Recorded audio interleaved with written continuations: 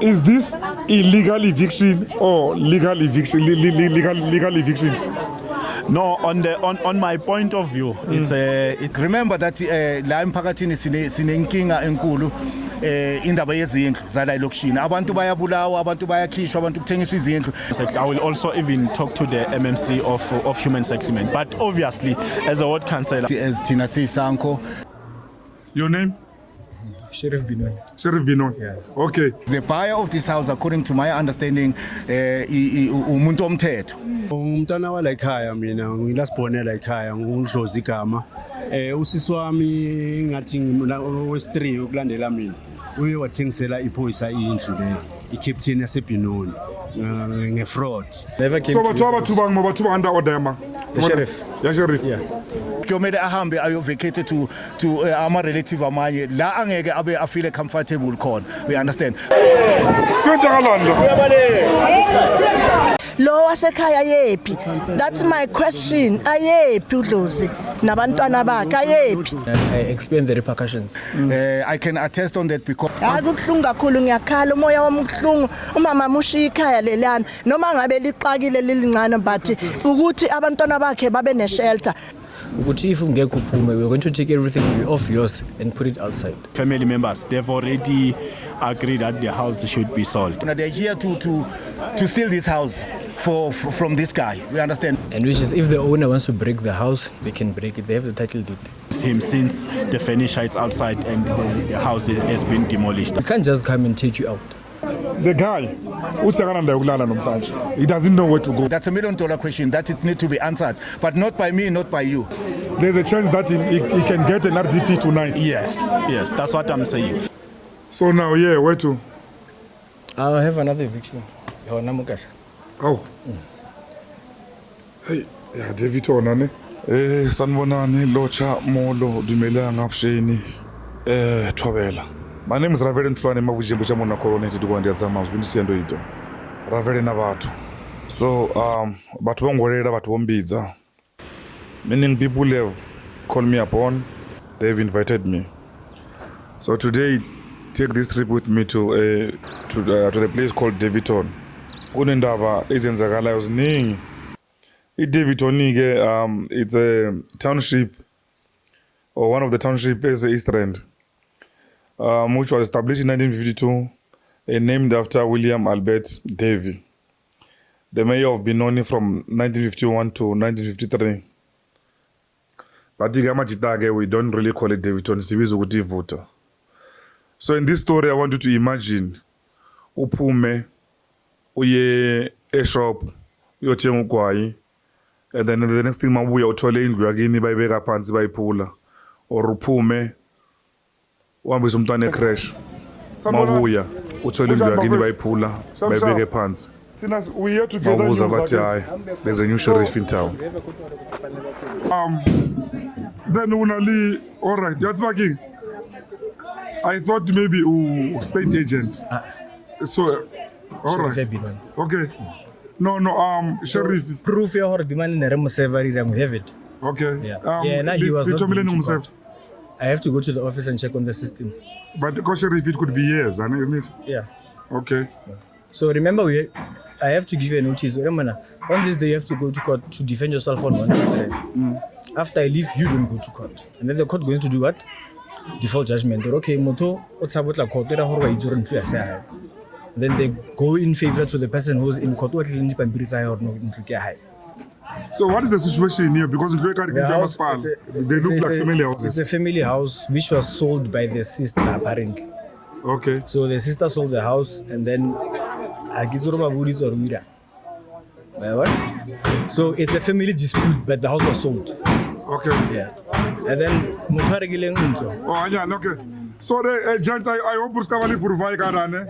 Yeah, so yeah, but if you like, maybe you can step outside this about camera. He's my colleague, deputy sheriff. Deputy sheriff. Yeah. Okay, it's fine. Yeah. But as long as gonna be a violence to my boys. Yeah, they are doing their job. Yeah. You're doing your job. You understand? Yeah. Now we called to come here because there's a story like that like bargaining says hey. And by the way, I've even introduced myself. My name is Reverend Mhlwane. Okay. Reverend Mhlwane TV, Reverend Nabat. Your name? Sheriff Binoni. Sheriff Binoni. Yeah. Okay bafethu so ngalesimo senzakalayo ne so ngizwa bathu baba ngathi uyubaba wala ekhaya so you translate Umntana wala ekhaya mina ngilasibonela ekhaya ngudlozi igama. Usisi wami ngathi wes3 ukulandela mina. Uye wathengisela iphoyisa indlu le iCaptain yaseBinoni ngefraud. yathwa manje uthengelika Uye lo bamalekisa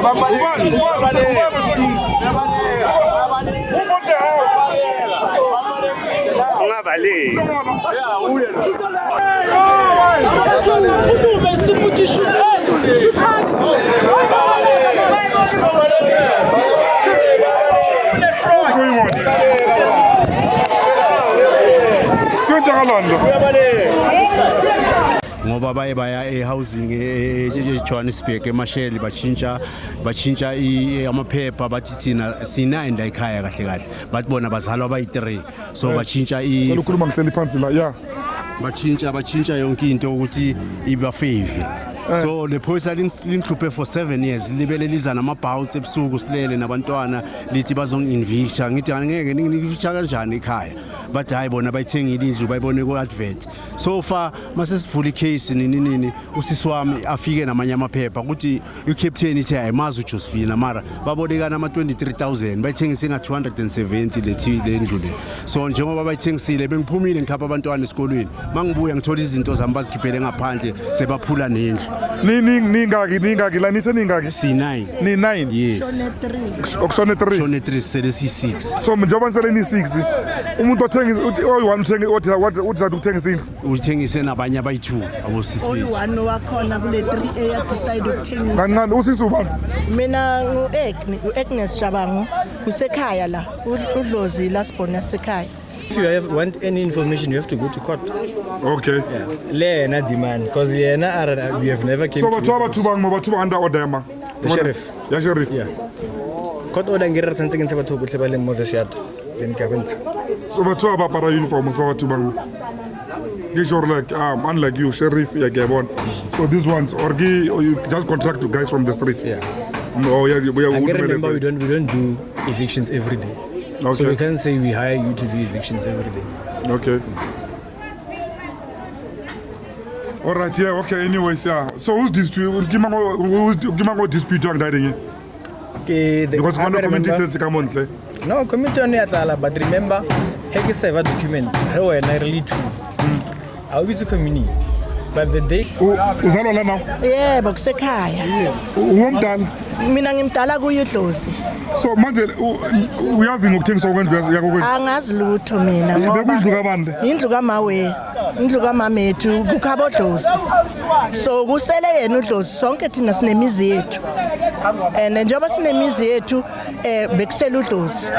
So kwaba nalento le bathi bayathengisa sizwele emoyeni.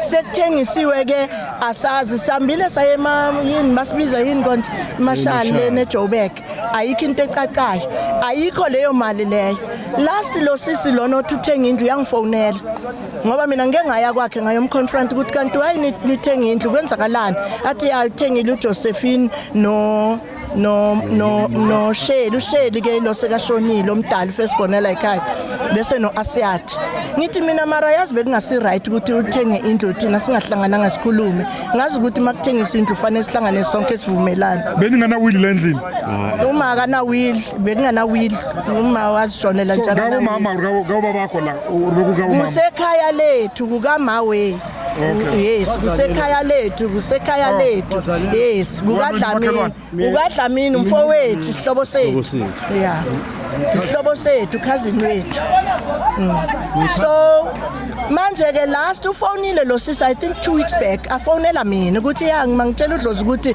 na amaphepha lokhu njani fanele bazomserva ngoba lendlu le kuzoza ama sheriff akhishwe fanele abhadale in what angithuma ukuthi ngizotshela udlozi ukuthi move out ngazithulela mina zange ngize kudlozi later on mina ngimfonele noma kungasi same day after some days ngimfonele ngithi lalela la sisi ngiyakuzwa ukuthi uyithengile indlu and ithengisiwe without thina iconcern yethu mara ke umuntu mawuthengile indlu ithengisiwe indlu masithola imali ke uDlozi ngiyacabanga naye sowukhathele ukulwa it's too much uyayibona so now ngicela ukuthi okungenani mawusuthi wena ufuna ukungena endlini ngoba imali khona ilawyer ithi imali khona ngithi kanjani masithola imali kuqala sishare bese makuphela ke uDlozi aphuma I doubt ukuthi naye makangathola ishare yakhe angaqina njengoba nabe kufanele besizelanini bebathi bayo evictor nge15 I was here sibalindile azange bese today ngifonela umakhelwane mina usiswa se next door uthi kimi ekinte la kini la ngaphandle ngiphuma ngigijima ngigezanga ngiza la ukuthi ngizobona ukuthi kwenzakalani akekho uDlozi ngoba uphumile abantwana baqeda ukuhamba yaziphumela yenza ama rounds wakhe so sengiyamfonela uDlozi nabo ekhaya bathi kasosovele njengoba sengiza ngithola kunje vele bayabhidliza and manje ke bamkhipha babaqeda bayabhidliza why bademolisha indlu All right, Dlozi, yeah, again, isibhlungu lesimo engisibonayo la. Uyona laphi? Angisazi. Njoba seyiphukile lendlu nje inganamafasteri inganamnyango. Lezi zinto zizoyapi lezi zinto lezi? Angazi. Iwarning uyithole nini yokuthi kumele uphume?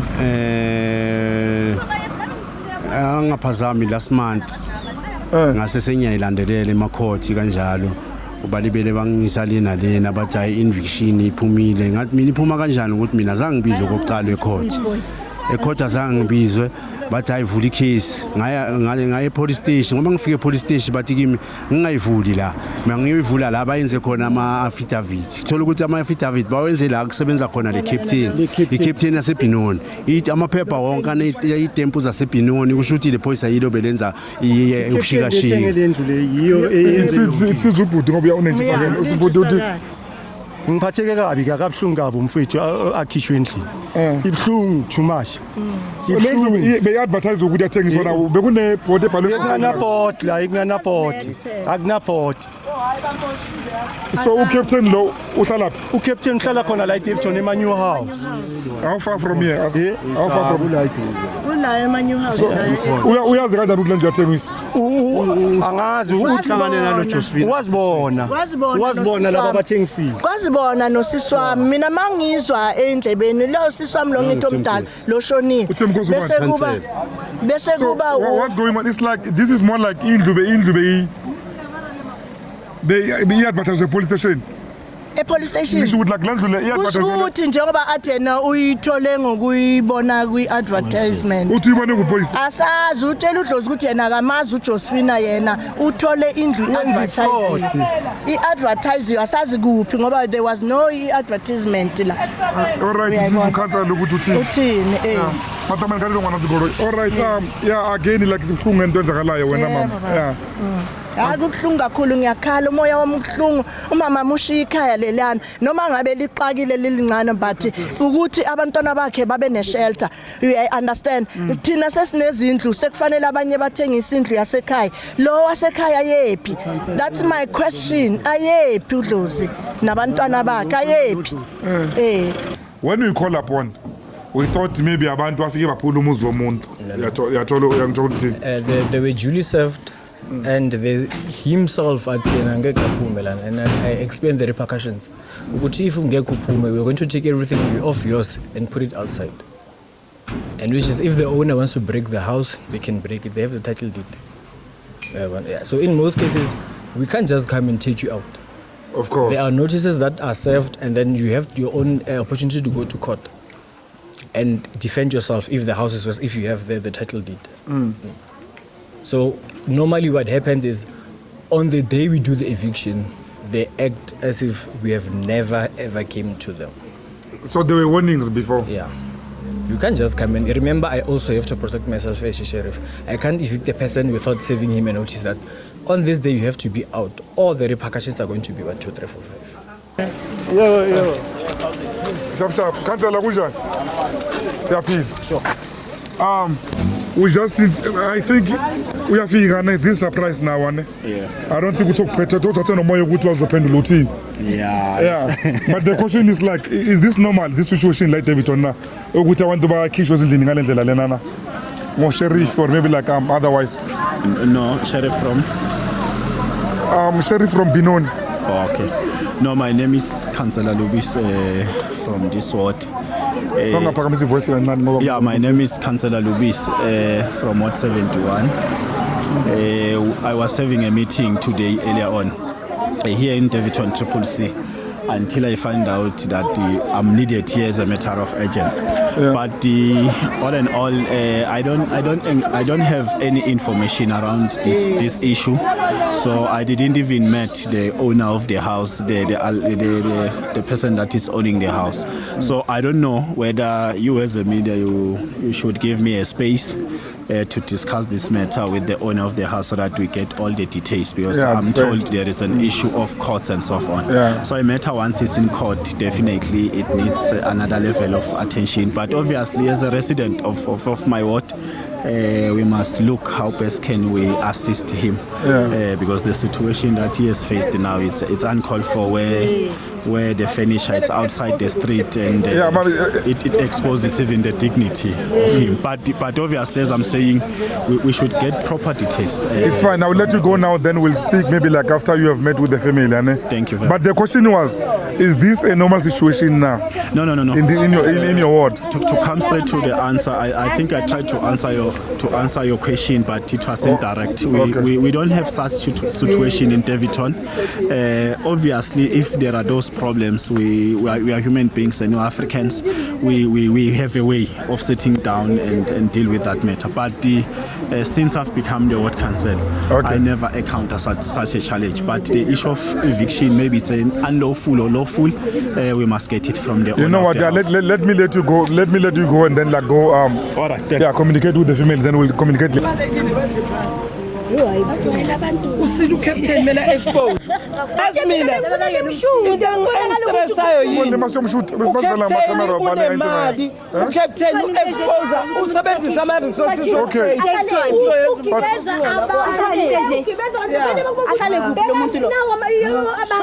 abantu kunama-case way bayishisela izulu bayenza bagijima bazokhamisa mawungathi kubo naba abantu bayadubula bezi mara wathi na indoda ishaya umfazi bayagijima.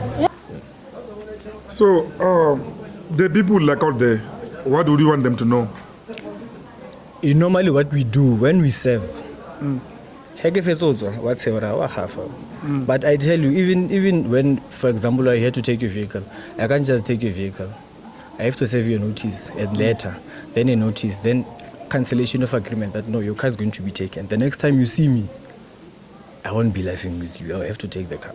Yeah. As much as the house, there are steps that are taken before an order. Remember, they can't just grant an order without you being served. Yeah, they can't grant a court order that no, this person has to go out without you being served. I have to find someone who's staying here, or other. We call them illegal occupants because they're not the owner of the house. So in this case, who exactly was like occupying this? Because now we just came here, we don't know like. I don't know his name exactly, but the guy who's wearing a red T-shirt. Yet like also a family member, as in family member, sold their house. Yeah. Okay. So hence I'm saying the story fully, I don't know. Remember, I'm sent to this house, I serve, take the document back. Why not just here to evict? Yeah, I serve, take the document back. They say no, serve the notice, I serve a notice. Yeah, and then if they say no, there's an eviction, I prepare with the police that on this day we're going to do an eviction. Then we come and do the eviction. Hey, Shapunjan. Shapunjan ngam. Face this side. I know. The great one. All right. Take them. Asifakanga nekipa asifakanga namarikani.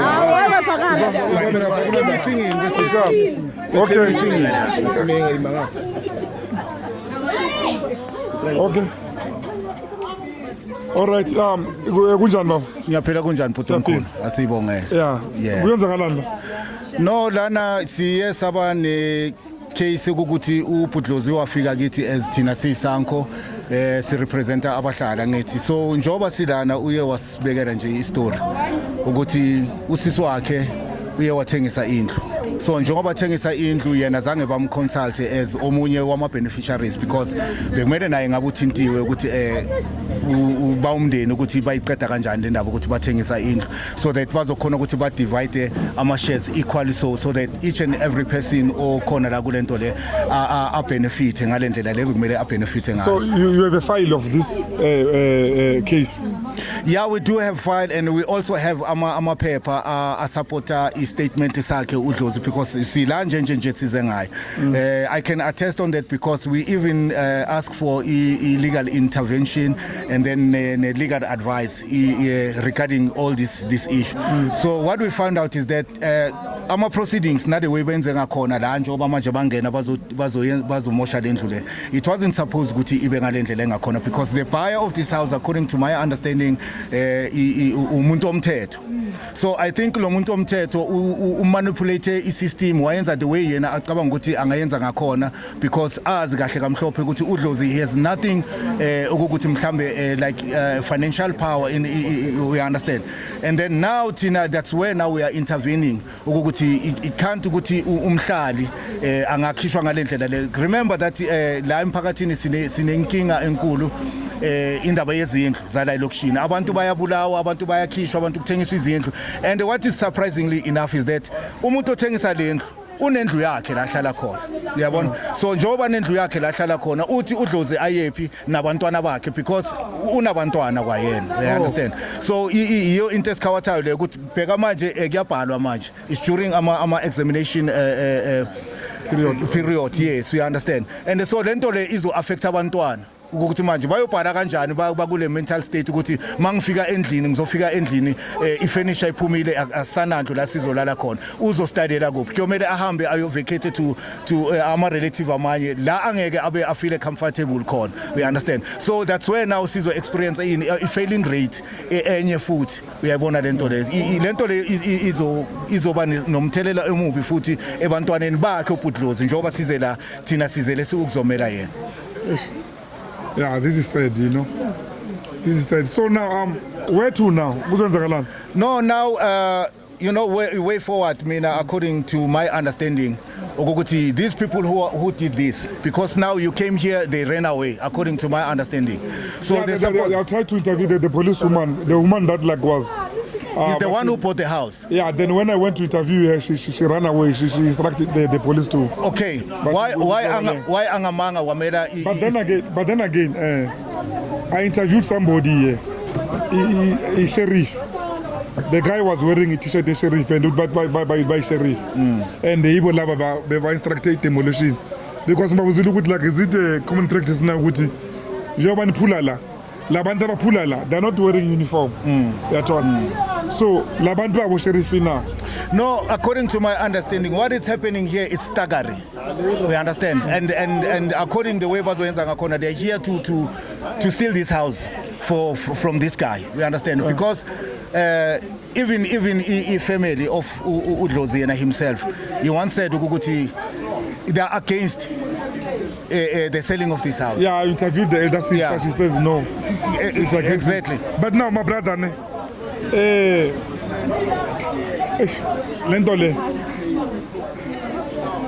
it's sad. It's so sad. Putomkhulu ukuthi gugmanje ngasho ngithi kubhlungu because even nama RTPs it's hard to find ama RTPs for ourselves even if noma ubhalisile from so manje nizwenza njani like that's my question to no the person abayenze vandalism because this is vandalism the people who did this vandalism they need to come and account we understand ukuthi what's a way forward because at the end of the day indawo iyafuneka indawo uDlozi une family uhlele kahle and then izinto zakhe zikhishole ngaphandle so uDlozi laphi namhlanje that's my question that's $1 million question that is need to be answered but not by me not by you by the very same people abayenze yona lento le they can't I don't think they can answer that because they are the one who took me out who took him out from the premise and at all they demolished like his house so they cannot answer me ukuthi yolala kuphi so I'm asking you as your organization ukuthi like are there any means maybe like you know with like nina wona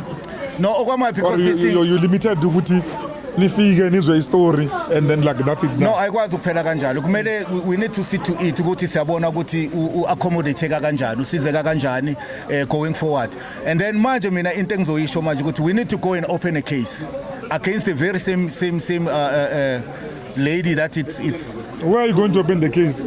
obviously there's a lot of platform where we can go. If a police station as at Davidton Baslula, we can go to Epinon. If Epinon Baslula, I mean, Sungena Kumamida, whatever channel or whatever thing that we can do to assist this family, so that because this thing it's inhumane. Yes, we have one. So Tina, we are totally against Lento Lesu Sanko was a Egurulene Wat 71 at Davidton. CC against. All right, it's fine. Okay, it's fine. It's fine. Uzo cancela. Or to cancel routine. All right. Yeah, maybe let me give you a minute. Mhlambe digest into osizwe. Ngada ngkusasa. Ngiyakuzwela ngisho. It's all right. We can. Okay, no.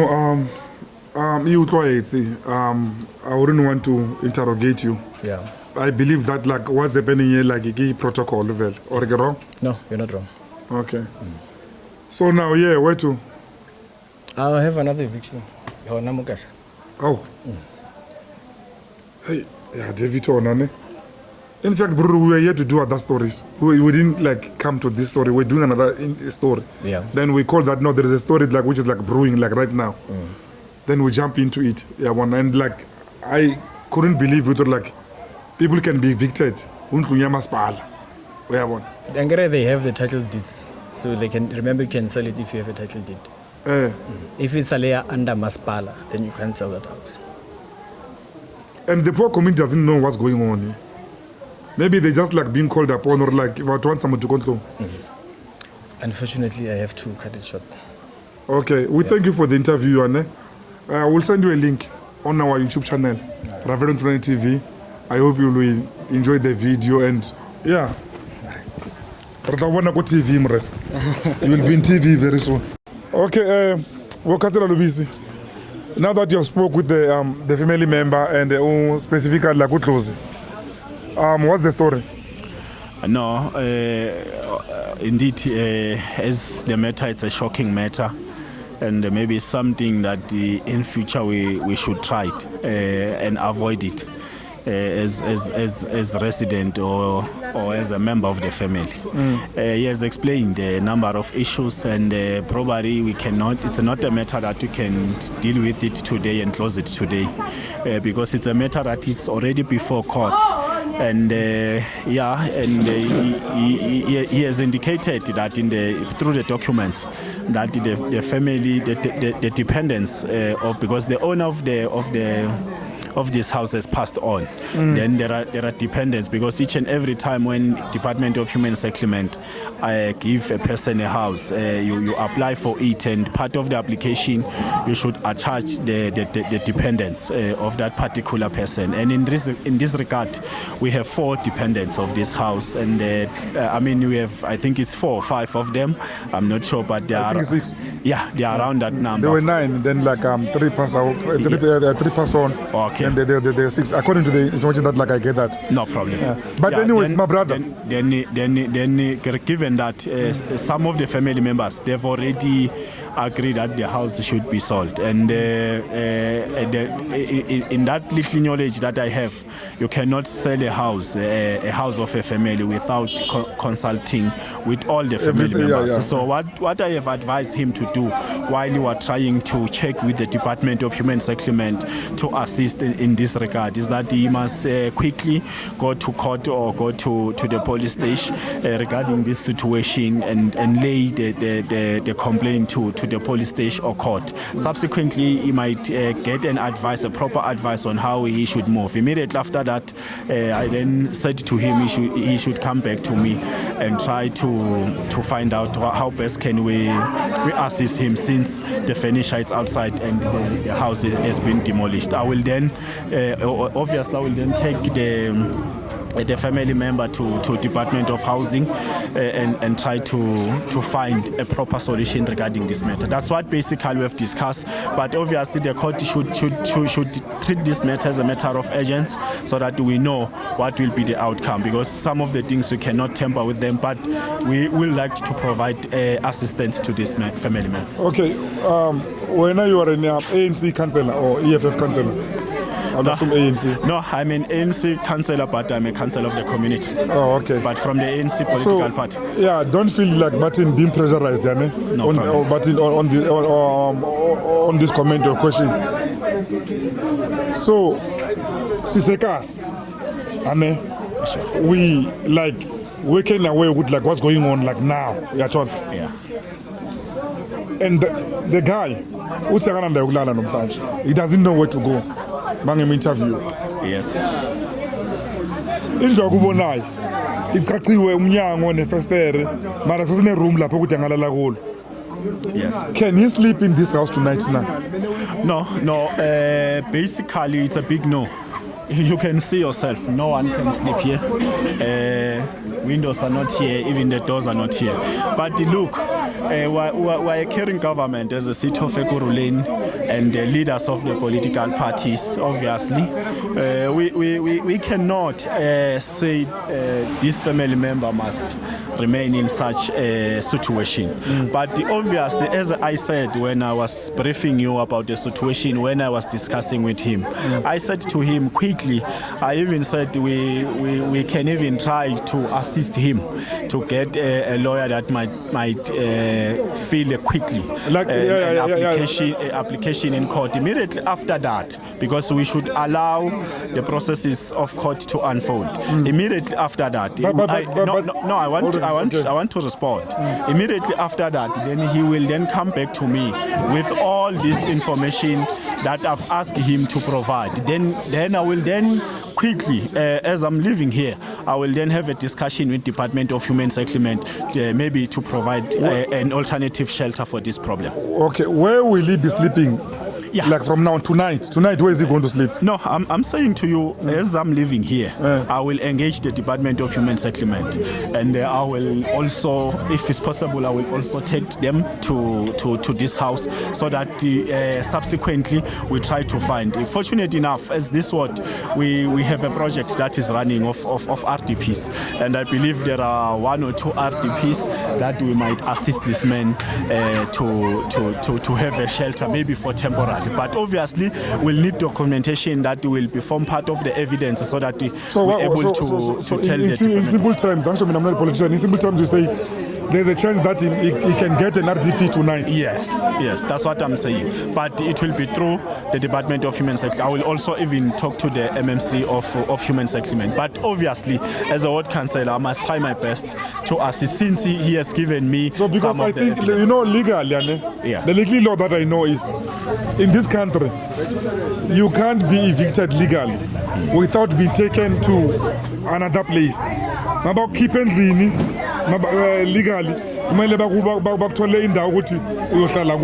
they can't just take you back to strategy. Yes, that's the legal information that I have. Yes, you are correct. But look, given the fact that there are many types of illegal evictions, this is another scenario whereby we have to apply another mind. In this case, it's an issue of a family issue, and that we need to. Councillor, I'll let you go now. Okay. I'll let you go now. Okay. So, is this illegal eviction or legal eviction? Legal eviction.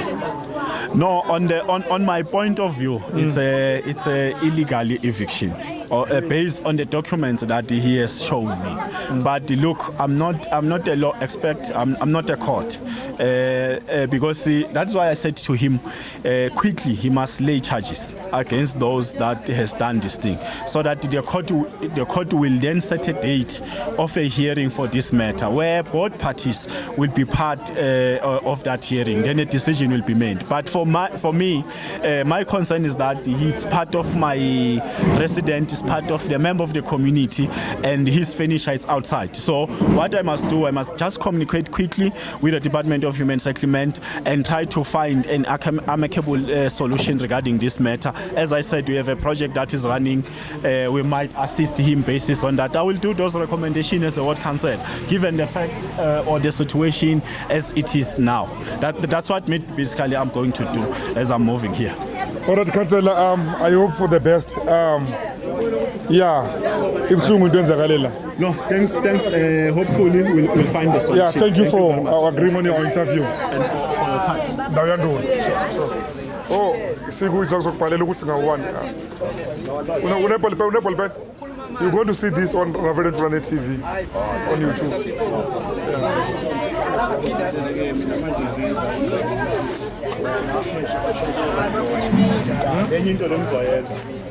All right. Mama. Yeah, baba. Yeah, sesiyahamba manje thina siyabona Ravel Ntulwane TV yana. Yeah. I hope unosala ninqoba ne. We're very sorry. Yeah. So tell me, abantwana bengaki la ndini abahlala la? Umfowethu unabantwana abayi-3 na umfazi bahlala khona la ekhaya namanje lo munye usecrash lo mncane laba abayi-2 basesikolweni. Le mikhukhu lena engibonayo. Le mikhukhu le abantu bebaqashile phela bakhishelwe izinto kubhidliziwe khishwe yonke. Lezi zinto zenza abaqashi lezi abaqashi lezi zinto ezinye. Abazi next abantu babantu nabo bakhishiwe. Ngize ngaya kubo ngathi ngiyaxolisa, I'm sorry but asinamandla ngoba nali iphoyisa lifikile. Angisho yena unamandla. So asazi kwenzakalani. So umfowethu today nje ngidepressed njengoba ngimela ukuthi uyolalaphi nalabantwana. I don't know, angazi. Because you don't have enough space. I don't have enough space. Angithi nginekhaya lami nabantwana bami, family yami. So I understand. Kunzima nilungisile kangakanani nje nalezi zinto ezingaka ngizomsaphi. Anginayo indawo enkulu kangaka. Abantwana abafana bengaki la kule ndlu? La ekhaya. Ubhuti wami bayi-2. 7 girls and 2 boys. Where is another boy? Simfonele lo othi akanamali yokugibeleza ngapha. Nguye lo esinaye la sibesiye epolice stage so yenza statement naye. Uyomdala kulo mara ikhona firstborn le yashona. Uhlala phi lo mfowethu uhlala eThatha East. Unendlu yakhe? Yes, unendlu yakhe. Okay. Sonke kahle sinezindlu zethu. La bekusele yena uDlozman ngoba kusekhaya kube last born.